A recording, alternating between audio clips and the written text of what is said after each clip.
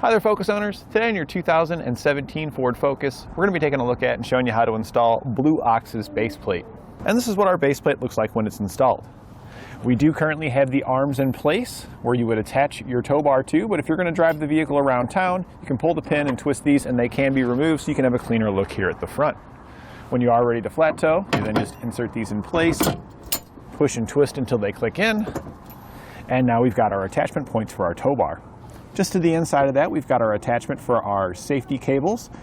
And just below on the driver's side, where the safety cable attaches, you've got a mounting point for your breakaway switch. Towards the center of our base plate, we've got two bars that come out, and that's going to give us an attachment point for our electrical connector.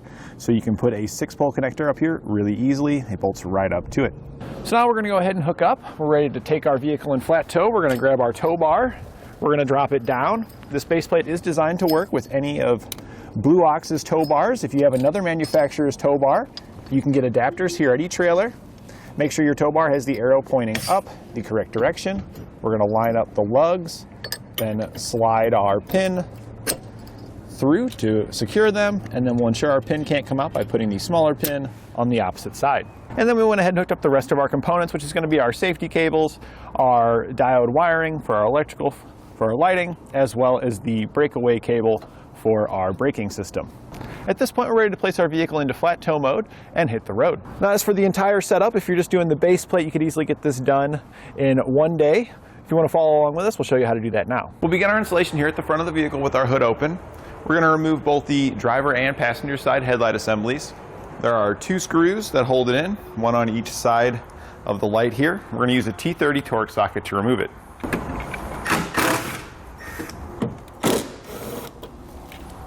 Once we have both of those removed, the assembly then can be lifted up just slightly to lift it off of the pegs, and then we'll pull it forward and then up. We have our electrical connector here on bottom.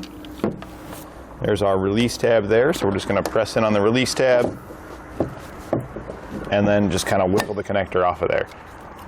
Now that we've got this one disconnected, we're going to set it aside where it won't get damaged. I'm going to put it in the back of the vehicle, and we'll remove the other side the same way. Now along the front, we have some more screws we're going to remove. At the top of our fascia here, you'll have 2 on each side and then 1 in the center. We're going to use the same size Torx bit to remove these.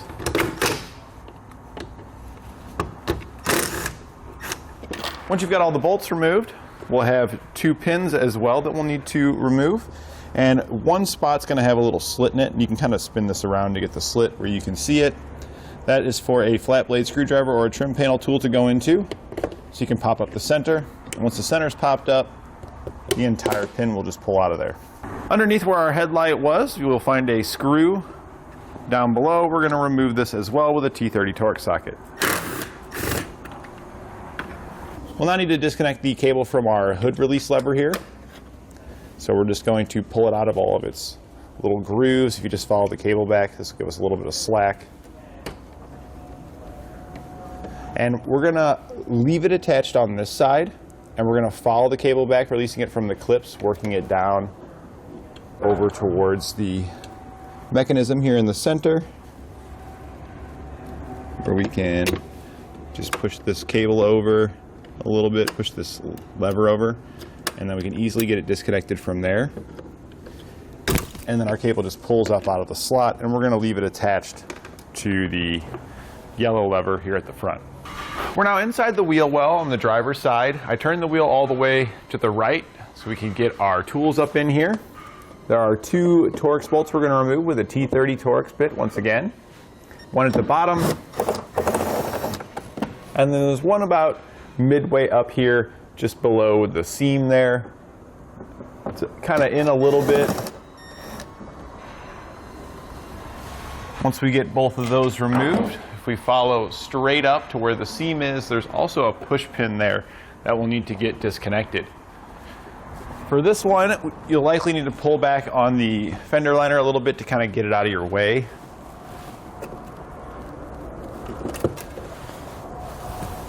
And then we'll just need to find that little tab just like up on top and get behind it and get it popped out of there. We'll then do these same procedures over on the other side. We're now underneath the vehicle. We'll remove all the push pins that go around the front of the vehicle. So starting at the corner here and then just following around the bottom of the fascia to the other side. These are just like all the other pins that we've been removing. So it's going to work the same way. There'll be a small notch for you to get your tool in, to pop that out. And then you can get the whole clip. On each side, just to the inside in front of the tire, right here we have kind of like a mud flap. There are 2 screws we're going to remove with our T30 Torx bit. We're going to do the same thing on the other side of the vehicle. We can now start to remove our fascia. If we look here and we push inward just a little bit, you'll see that this is a peg here holding our fascia on. So we'll need to pull up a little bit on this tab to release that. We're going to release it on the other side. Then we're going to come to the side. We're going to grab the corner of our fascia here, get our fingers behind it, and just kind of gently pull outward on it until it disconnects like that. And once you've got each side released, the fascia actually will just come right off. There's not a whole lot else that holds it in place. We want to check for any electrical connectors. We've got one on the driver's side over here, a large connector. So we'll just want to disconnect that. You'll have to press it on the release tab, and then you can separate them. We can then just take our fascia, and we're going to set it aside where it won't get damaged. Now that we've got our fascia removed on the driver's side, we need to get some components out of the way. We're going to remove the bolt here where the PCM box is attached to it. And then just to the inside of that, there's another bolt we're going to remove, and this is what attaches our horn on this side. So we can get that set out of the way as well. We'll get the horn off of there. And we can go ahead and disconnect these and set them aside. So we'll just press in on the tab and just get it out of the way. And we're going to also remove the electrical connector here where it's attached to the bracket. Just take our trim panel tool in there and just pry this pin out of there. The piece that we've just removed here, we'll need to pull back just a little bit because we need to bend this down out of the way just a little bit. So we're just gonna pull it just a little, just to make sure we've got clearance to get our base plate in. If we need to bend it more later, we'll bend it as we need to get the base plate in place. Now over on the passenger side, we need to get our washer reservoir out of our way. So we're going to disconnect the electrical connectors that are on it. Just press it on the release tabs and pull those off.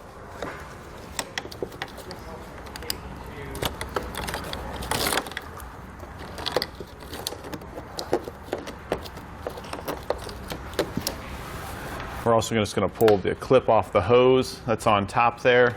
And then the fill neck right here, we're actually just going to kind of just twist this and pull out to just pull the fill neck out of the way. At this point now you have a couple of options. If you want, you could take off your rubber hose here and drain out all of your washer fluid and then fill it back up once you're done. Or you could use a strap to hold this in place off to the side so you don't have to refill it. That option's up to you, but there are 2 bolts here we're going to remove. We're just going to be using a strap to hold ours up. So we're going to remove those 2 with our 10mm.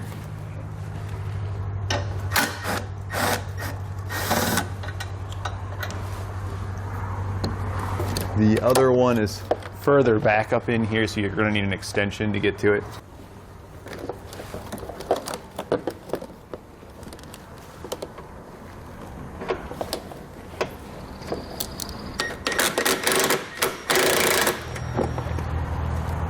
And then we can just use a bungee cord to hang it up off the side out of our way.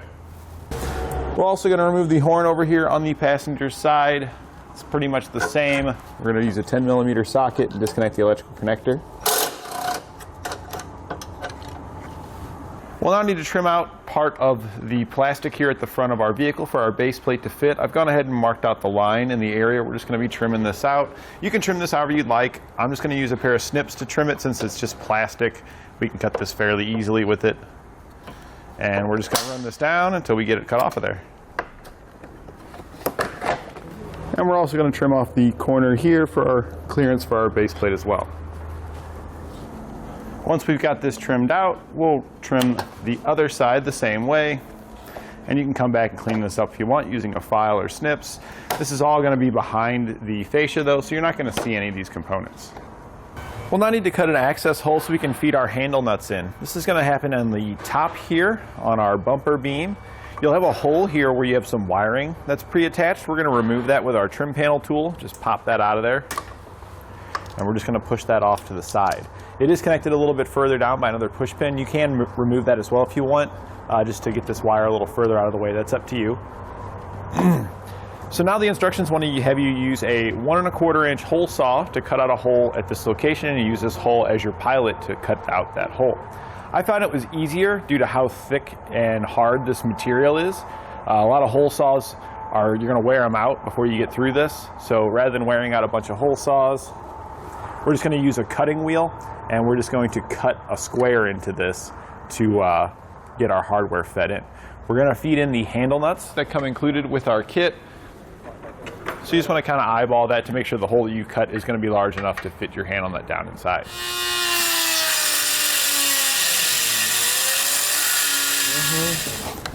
For the last cut, depending on the size of your Dremel, you may need to bend it up like I did there. If you have a larger Dremel, you'll have a difficult time getting it in to make that last cut.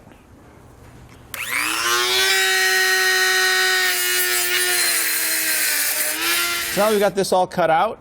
We're going to repeat the process on the other side, and then we just want to make sure our handle nuts do fit in. And you can see here our handle nut drops right down into the hole. That's really all we're looking for, is that we can easily pass it down. Then we'll just clean up the edges and hit it with some clear coat to protect it against any rust or corrosion. Next, we just want to check the bolts that come in our kit. The bolts here will pass through the holes located in the side of the frame where we had just cut out that square hole, and it's going to use these 3 holes. So you can see that the front 2 we can pass into easily, but this third one here, our bolt won't pass in because there's a little bit of a tab covering it up. This may or may not be present on yours. If it is present, you're going to want to use a 3/8 drill bit to drill out that hole and clean it up so that way your hardware will pass through. Now back up front, before we can get our fascia installed, the air dam here where it directs the air in, these pillars are going to be in the way of getting our base plate on. So we'll need to trim these off.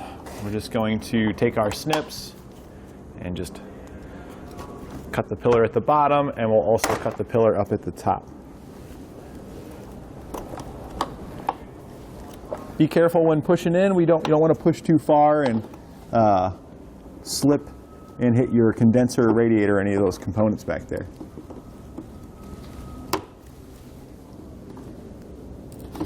We're trying to cut the top one up as flush as possible. We can now take our base plate and put it in place. We're just going to lift it up, slide it in from the front. I like to slide in the driver's side first because it has to go up over that bar that we had bent. Once you get it past that side, we can then just go forward with our passenger and then lift it up. Make sure that you avoid any wiring harnesses. We don't want to pinch anything when we're doing this. And then once you've got it lifted up, we're simply just going to line it up with one of those holes, slide our bolt in, and then the weight of the base plate will go down on the bolt and hold it up for us. We'll do the same thing on the other side. We're now going to use our base plate as a template to drill out the lower holes. So we want to push it up until it's flush against the bottom. And I'm just going to use a clamp to hold it there. You also want to make sure that each of your side bolts will slide in and go through the holes. That way we know we've got it clamped in the appropriate location. And then we'll just use a 3/8 drill bit to drill out these holes.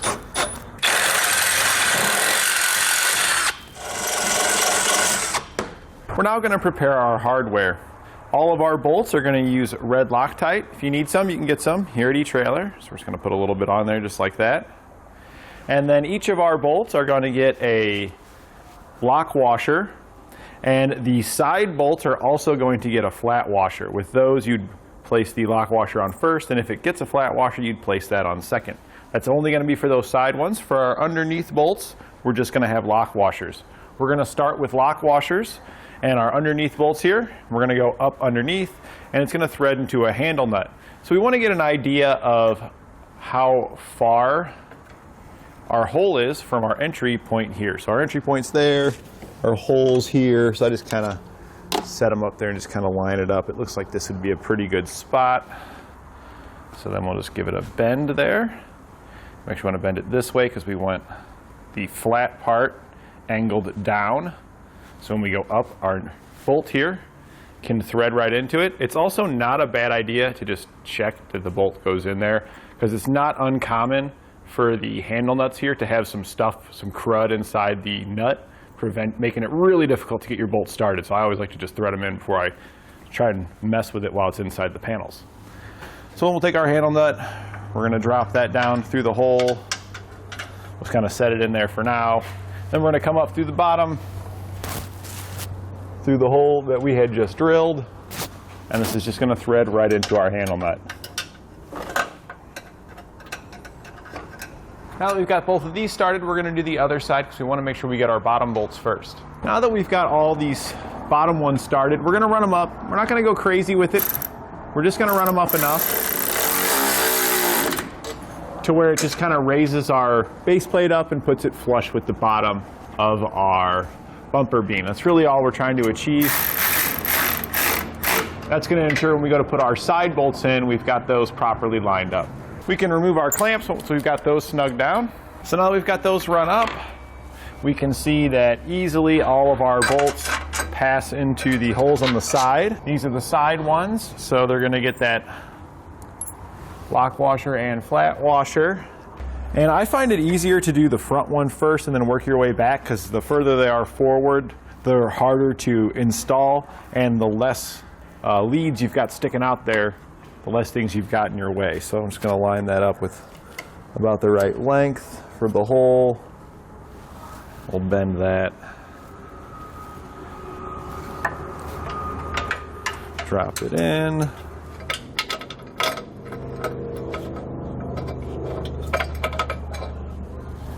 Once you've got each one of these started, we can then run these down. We're running these down using a 15mm socket, same as below.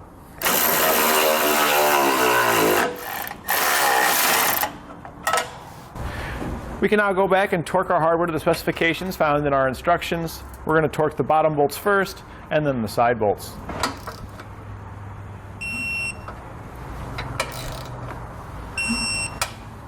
We can now take our handle nuts and trim off the excess. The way that I find is easiest to do this is to use some snips. Now it's pretty hard to just squeeze it and cut these off, but if you put some pressure on it, like you're going to squeeze it, and then if you just kind of rock it back and forth, your snips will just glide right on through it. We're going to repeat that for all the remaining ones until we get them all cut off. Now that we've got our base plate on and torqued down, we're ready to reinstall our components in reverse order of how we removed them to get it back to where it was. Our washer bottle and our horn are going to be relocated over here on this side, so we'll show you how to do that. But while we've got the fascia off, before we start putting all of our parts back on, this is the perfect opportunity to complete the rest of your flat toe setup. And while you've got all these components removed, it makes routing all of your wiring and any hoses and things like that a lot easier. So we're going to go ahead and complete the rest of those components while we've got it torn down like this. Once we get all those components on, we'll come back and we'll show you how to relocate those few items before we get it back together. We've got our diode wiring and our braking system and all that installed, so we can continue back reinstalling our fascia now. We do have a few components that we have to reinstall. We had bent this bracket down here in order to get the base plate in place. We just need to bend that back into place so it'll line back up. So we're just gonna push upward on it until it lines up. And then we can just reinstall our bolt. Then when you go to reinstall the horn, I took a 10mm socket and I loosened up the nut to allow this to rotate. And I did also put a slight bend in it right here and flatten out these ears, because our base plate is going to be in the way of reinstalling it. So you're going to need that slight bit of angle and flatten out those ears in order to get it to line back up with the hole where it used to be. We can then just reinstall the bolt. We can now reconnect any of the electrical connectors that we had disconnected. And over here on our passenger side, we're going to be reinstalling our horn and our washer bottle to these pre-existing holes here. Before we bolt the washer bottle down, we're going to attach the horn. I did the same on this side. I loosened up the nut on the back so we can angle the horn as we see fit to get the best attachment here. And then we're just going to slide this up, line up the hole in our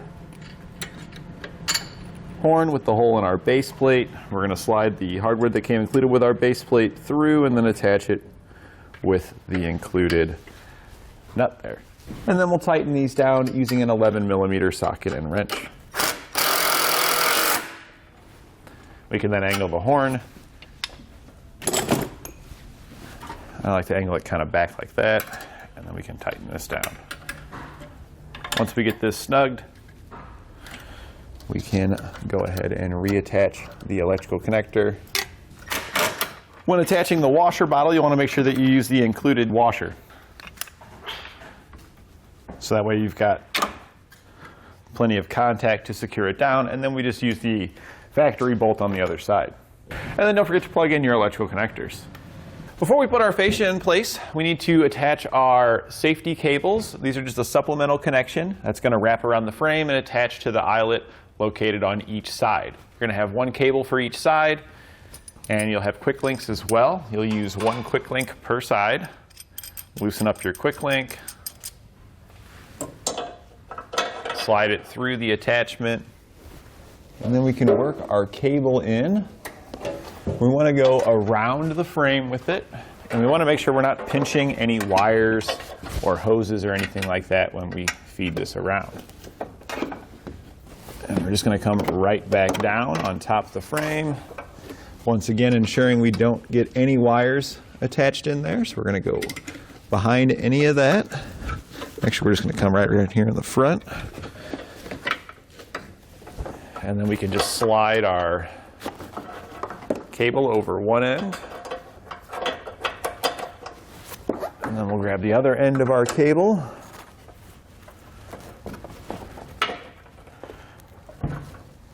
We can slide this over the other end, and then we're just going to tighten down the nut to keep them both secured together.